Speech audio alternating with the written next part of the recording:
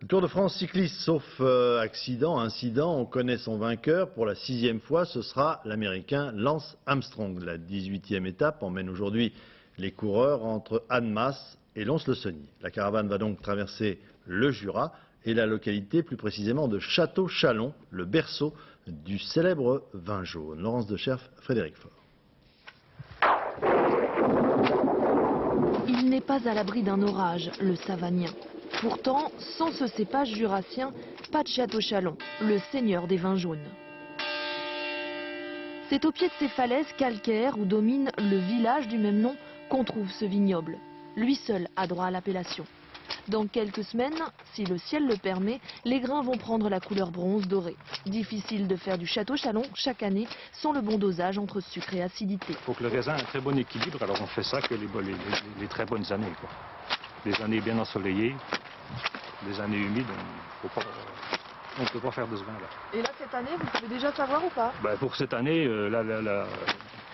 on pense pouvoir y arriver, puisqu'on a une belle récolte, c'est prometteur.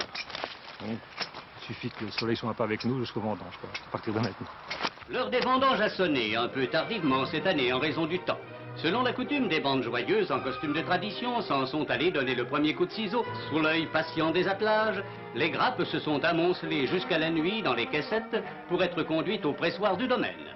Et si l'on en croit la mine des premiers buveurs, ils se laisseront boire les jolis vins rosés d'Arbois, les solennels vins jaunes, les curieux vins de paille.